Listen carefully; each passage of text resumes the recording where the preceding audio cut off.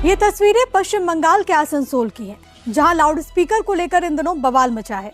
दरअसल 15 मई को देर रात आसनसोल के जहांगीर मोहल्ला इलाके में उस वक्त तनाव फैल गया जब धार्मिक स्थलों पर लाउडस्पीकर इस्तेमाल को लेकर राज्य सरकार के नए नियमों को लागू कराने पहुंची पुलिस और स्थानीय लोगों के बीच विवाद हो गया। देखते देखते मामला बढ़ गया। गुस्साई भीड़ ने पुलिस पर हमला किया और वहां जमकर तोड़फोड़ की गई। घटना के बाद इलाके में भारी संख्या में पुलिस बल की तैनाती कर दी गई और हालात पर लगातार नजर बनी हुई है। कई लोगों को गिरफ्तार भी किया गया। दरअसल पश्चिम बंगाल में लाउडस्पीकर और ध्वनि प्रदूषण का मुद्दा एक बार फिर से बहस के केंद्र में है। मुख्यमंत्री बनने के बाद से शुभेंदु अधिकारी लगातार एक के बाद एक फैसले ले रहे हैं। इसी कड़ी में शुभेंदु अधिकारी ने लाउडस्पीकर के नियमों को लेकर नई गाइडलाइन जारी की। सीएम ने पुलिस अधिकारियों को निर्देश दिया कि राज्य भर में किसी भी धार्मिक स्थलों और आयोजनों में निर्धारित मानकों का उल्लंघन बर्दाश्त नहीं किया जाएगा। शुभेंदु अधिकारी ने पुलिस अधिकारियों को स्पष्ट किया कि ध्वनि सीमा से अधिक आवाज में लाउडस्पीकर के इस्तेमाल के खिलाफ सख्त एक्शन हो। सरकार का संदेश साफ है कि तय मानकों के तहत ही लाउडस्पीकर का इस्तेमाल किया जाए, क्योंकि इसकी वजह से मरीजों, छात्रों, बुजुर्गों, बाकी के लोगों को असुविधा होती है।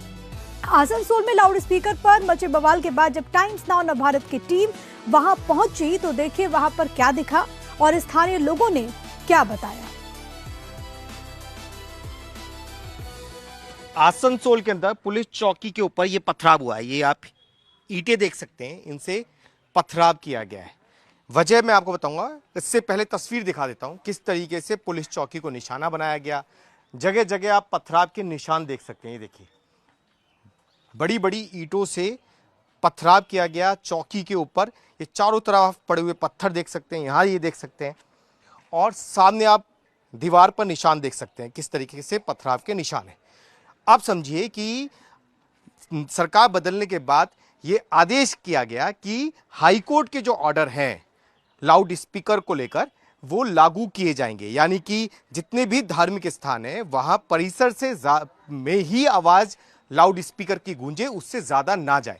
जब इसे सख्ती से लागू किया जा रहा था तो उसी के बाद इस चौकी को निशाना बनाया गया। आसपास के जो लाउड स्पीकर यहाँ आसपास मस्जिद में लगे हुए हैं उनको लेकर जब पुलिस ने सख्ती दिखाई तो उसके बाद इस चौकी को निशाना बनाया गया है, पथराव किया गया है। अभी तमाम जो आला अधिकारी हैं वो मौके पर पहुंच चुके हैं। इन्वेस्टिगेशन शुरू कर दिया गया है और आसपास के कैमरों की मदद से ये जानने की कोशिश की जा रही है कि ये जो भीड़ आई वो कहां से आई। तमाम जो रास्ते हैं इस चौकी के आसपास वहां पर सर्च किया जा रहा है। अभी आप तमाम चीज़ें बंद होते हुए देखेंगे, लेकिन पुलिस की कोशिश ये है कि उन हर चेहरे तक पहुंचा जाए जो इस पथराव में शामिल था। आप देखिए किस तरीके से जहांगीर ये चौकी है और इसके सामने आप ये टीन शेड देखेंगे तो आपको यहाँ पे पत्थरों के निशान नजर आएंगे। बहुत कम पुलिस के जवान उस समय यहाँ मौजूद थे जिस समय ये पथराव चौकी के ऊपर किया गया, और अब तमाम जो आला अधिकारी हैं वो मीटिंग कर रहे हैं। ये जांच की जा रही है कि कौन कौन लोग थे, क्योंकि अनुमान ये लगाया जा रहा है कि 1000 से ज़्यादा लोगों की भीड़ उस समय इस चौकी के पास पहुंची, पथराव किया। अभी आप नीचे भी देखेंगे तो नीचे भी आपको ईंटों के निशान नजर आएंगे। ये देखिए, चारों तरफ आपको लाल लाल ईंटों के निशान नजर आएंगे और एक बड़ी तादाद में लोग यहाँ पहुंचे थे। तमाम जो ये रास्ते हैं आसपास के मोहल्लों से लगे हुए हैं। पुलिस ने सरकार के उस आदेश का पालन कराने की कोशिश की थी जिसमें सरकार की तरफ से साफ कर दिया गया है कि तमाम धार्मिक स्थान, सिर्फ किसी एक धर्म के को टारगेट नहीं बल्कि तमाम जो धार्मिक स्थान है वहां पर जो लाउड स्पीकर लगे हुए हैं उनकी आवाज सिर्फ परिसर तक ही रहनी चाहिए, आसपास नहीं जानी चाहिए। और इसी को लागू कराने के लिए पुलिस ने यहाँ पर भी सख्ती दिखाई। ये कहा कि भाई लाउड स्पीकर की आवाज़ सिर्फ परिसर तक रहनी चाहिए, हाई कोर्ट के जो आदेश हैं उससे ज़्यादा नहीं होनी चाहिए।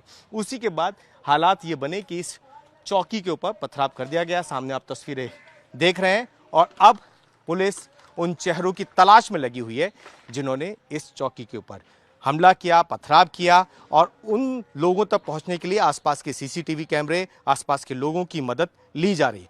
एक बड़ी संख्या में लोगों को हिरासत में लिया जा रहा है, पूछताछ की जा रही है कि कौन कौन लोग इसमें शामिल हैं। उन चेहरों तक पहुंचने की कोशिश की जा रही है। आप सामने मस्जिद देखेंगे तो उस पर लाउड स्पीकर आपको लगे हुए नजर आएंगे। इसी को लेकर हाईकोर्ट की गाइडलाइन है कि आवाज़ सिर्फ धार्मिक परिसर तक ही रहनी चाहिए, इससे ज़्यादा नहीं जानी चाहिए। इसी को रोकने की कोशिश हो रही थी। उसी के बाद में आसनसोल की चौकी को निशाना बनाया गया, उस पर पथराव किया गया। जो जानकारी है वो ये कि करीब 1000 के आसपास लोग चौकी पर पहुंचे, जिन्होंने पथराव किया। चौकी के अंदर जो लोग थे उन पर भी पथराव किया, और जो वाहन वहां पर खड़े थे उन्हें भी क्षतिग्रस्त किया। नाराजगी सिर्फ इसी लाउड स्पीकर को लेकर थी कि इसकी जो आवाज़ थी, पुलिस चाहती है जो नई सरकार बनी है उसके मुताबिक करीब जो हाईकोर्ट के ऑर्डर हैं उन्हीं के हिसाब से इसकी आवाज़ रहनी चाहिए, परिसर तक ही आवाज़ रहनी चाहिए। जब इस नियम को, इस कानून का पालन कराने की कोशिश हो रही थी तो उसी में नाराजगी पथराव तक पहुंची, और जो पत्थरबाज थे अब पुलिस उन तक पहुंचने की कोशिश में उन तमाम सीसीटीवी कैमरे और साथ ही उन लोगों से पूछताछ कर रही है जो आसपास रहने वाले लोग हैं। उन चेहरों को, पत्थरबाजों के चेहरों को तलाशा जा रहा है जिन्होंने चौकी के ऊपर पथराव किया। उन तक पहुंचने की कोशिश की जा रही है। काफ़ी लोगों को हिरासत में लिया गया है, कुछ लोगों को गिरफ्तार भी किया गया है। इस पूरे मामले सरकार की तरफ से साफ है कि जो नियम है, जो कानून है, उसी के हिसाब से अब पश्चिम बंगाल की सरकार आगे बढ़ेगी, और इसी को देखते हुए ये निर्णय सरकार ने लिया कि हाईकोर्ट के ऑर्डर को पश्चिम बंगाल के तमाम धार्मिक परिसरों में लागू कराया जाए। राज्य सचिवालय के एक अन्य अधिकारी के अनुसार राज्य सरकार ने अब ध्वनि प्रदूषण संबंधी मौजूदा नियमों को सख्ती से लागू करने का फैसला लिया है। पर्यावरण अधिकारियों की तरफ से निर्धारित दिशा निर्देशों के अनुसार आवासीय क्षेत्रों में दिन के समय 55 डेसिबल तक लाउडस्पीकर बजाने की अनुमति है। रात में सीमा 45 डेसिबल है। दरअसल अधिकांश धार्मिक स्थल आवासीय क्षेत्रों में स्थित हैं और औद्योगिक और वाणिज्यिक क्षेत्रों में अनुमति सीमा थोड़ी अधिक है। सूत्रों के अनुसार हालांकि विशेष त्योहारों और अवसरों पर 65 डेसिबल तक की छूट पहले दी गई थी, लेकिन नया प्रशासन ध्वनि नियमों को कड़ाई से पालन सुनिश्चित करने पर जोर दे रहा है। देश में लाउडस्पीकर ध्वनि प्रदूषण को लेकर नियम मुख्य रूप से केंद्र सरकार के noise pollution regulation and control rules 2000 के तहत लागू होते हैं। इस कानून के तहत कुछ ऐसे स्थान भी चिन्हित किए गए जहां पर लाउडस्पीकर के इस्तेमाल पर पाबंदी है। साइलेंट जोन के अंतर्गत आने वाली जगहों के 100 मीटर के दायरे में इनका इस्तेमाल नहीं हो सकता। आमतौर पर साइलेंट जोन में अस्पताल, स्कूल, अदालत, शैक्षिक संस्थानों को माना जाता है। वहां पर तेज आवाज में लाउडस्पीकर बजाने की अनुमति नहीं होती। आमतौर पर रात के 10 बजे से सुबह 6 बजे तक सार्वजनिक स्थानों पर लाउडस्पीकर के इस्तेमाल पर रोक होती है। हालांकि राज्य सरकार विशेष अवसरों पर सीमित छूट दे सकती है। इसके अलावा किसी भी सार्वजनिक कार्यक्रम, धार्मिक आयोजन, जुलूस या फिर सभा में लाउडस्पीकर का इस्तेमाल करने के लिए स्थानीय पुलिस प्रशासन से अनुमति लेना जरूरी होता है। धार्मिक स्थलों में भी इसी प्रक्रिया के आधार पर अनुमति मिलती है। हालांकि धार्मिक स्थलों के लिए तय समय को बढ़ाया जा सकता है। ये तस्वीरें पश्चिम बंगाल के आसनसोल की हैं, जहां लाउडस्पीकर को लेकर इन दिनों बवाल मचा है। दरअसल 15 मई को देर रात आसनसोल के जहांगीर मोहल्ला इलाके में उस वक्त तनाव फैल गया जब धार्मिक स्थलों पर लाउडस्पीकर इस्तेमाल को लेकर राज्य सरकार के नए नियमों को लागू कराने पहुंची पुलिस और स्थानीय लोगों के बीच विवाद हो गया। देखते देखते मामला बढ़ गया। गुस्साई भीड़ ने पुलिस पर हमला किया और वहां जमकर तोड़फोड़ की गई। घटना के बाद इलाके में भारी संख्या में पुलिस बल की तैनाती कर दी गई और हालात पर लगातार नजर बनी हुई है। कई लोगों को गिरफ्तार भी किया गया। दरअसल पश्चिम बंगाल में लाउडस्पीकर और ध्वनि प्रदूषण का मुद्दा एक बार फिर से बहस के केंद्र में है। मुख्यमंत्री बनने के बाद से शुभेंदु अधिकारी लगातार एक के बाद एक फैसले ले रहे हैं। इसी कड़ी में शुभेंदु अधिकारी ने लाउडस्पीकर के नियमों को लेकर नई गाइडलाइन जारी की। सीएम ने पुलिस अधिकारियों को निर्देश दिया कि राज्य भर में किसी भी धार्मिक स्थलों और आयोजनों में निर्धारित मानकों का उल्लंघन बर्दाश्त नहीं किया जाएगा। शुभेंदु अधिकारी ने पुलिस अधिकारियों को स्पष्ट किया कि ध्वनि सीमा से अधिक आवाज में लाउडस्पीकर के इस्तेमाल के खिलाफ सख्त एक्शन हो। सरकार का संदेश साफ है कि तय मानकों के तहत ही लाउडस्पीकर का इस्तेमाल किया जाए, क्योंकि इसकी वजह से मरीजों, छात्रों, बुजुर्गों, बाकी के लोगों को असुविधा होती है। आसनसोल में लाउडस्पीकर पर मचे बवाल के बाद जब टाइम्स नाउ नवभारत की टीम वहां पहुंची तो देखिए वहां पर क्या दिखा और स्थानीय लोगों ने क्या बताया। आसनसोल के अंदर पुलिस चौकी के ऊपर ये पथराव हुआ है। ये आप ईंटें देख सकते हैं, इनसे पथराव किया गया है। वजह मैं आपको बताऊंगा। इससे पहले तस्वीर दिखा देता हूं किस तरीके से पुलिस चौकी को निशाना बनाया गया। जगह जगह आप पथराव के निशान देख सकते हैं। ये देखिए, बड़ी बड़ी ईंटों से पथराव किया गया चौकी के ऊपर। ये चारों तरफ पड़े हुए पत्थर देख सकते हैं, यहाँ ये देख सकते हैं। और सामने आप दीवार पर निशान देख सकते हैं, किस तरीके से पथराव के निशान हैं। आप समझिए कि सरकार बदलने के बाद ये आदेश किया गया कि हाईकोर्ट के जो ऑर्डर हैं लाउड स्पीकर को लेकर वो लागू किए जाएंगे, यानी कि जितने भी धार्मिक स्थान हैं वहां परिसर से में ही आवाज लाउड स्पीकर की गूंजे, उससे ज्यादा ना जाए। जब इसे सख्ती से लागू किया जा रहा था तो उसी के बाद इस चौकी को निशाना बनाया गया।